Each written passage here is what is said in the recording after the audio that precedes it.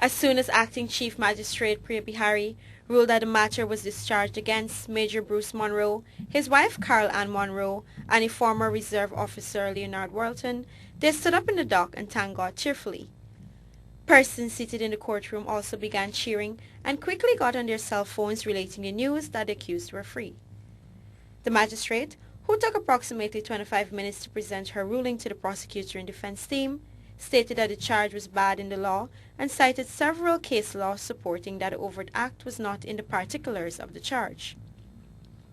Special Prosecutor Vic Puran signaled that the Director of Public Prosecution Shalimar Haque would explore the possibilities on whether to reopen the preliminary inquiry. In an invited comment, Puran stated that the magistrate ruled that the charge was bad in law and therefore she did not have to look at any other issue. He said, while he respects the magistrate's ruling, he is of the humble view that the magistrate misdirected herself as to the law. He said the magistrate referred several times to the charge and indictment in her ruling, neither of which were before the court and therefore, learning on the charge and indictment were inapplicable.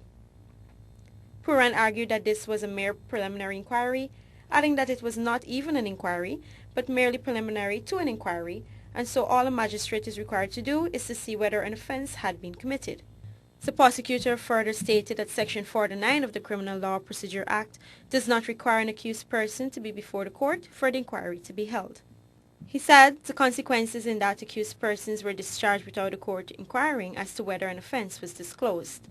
The accused, who were all incarcerated for approximately 14 months, first gave thanks to God and stated their innocence set them free. Defense counsel for all three accused, Nigel Hughes, told reporters outside the court that the deciding factor for the case was that the charge was bad in law. I'm really upset that a woman in this country has to sit down in prison for a year and a half, and there was really no evidence to trial against her. So what was the deciding factor, especially today for the charge was bad. The charge was bad. They said that the charge is framed.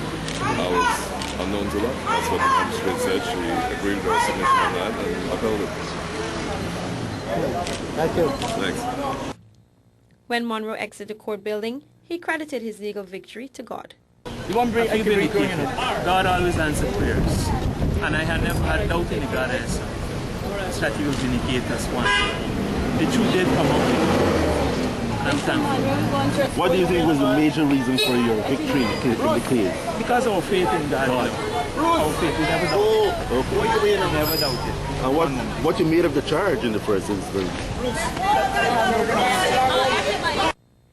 Wharton equally praised God for his acquittal and later added that a good lawyer, a strong wife, and the fact that he was innocent helped him to be a free man. The Munroes and Wharton were accused of intending to level war within Guyana to force the then president out of his office. The trio was arrested on December 27, 2010.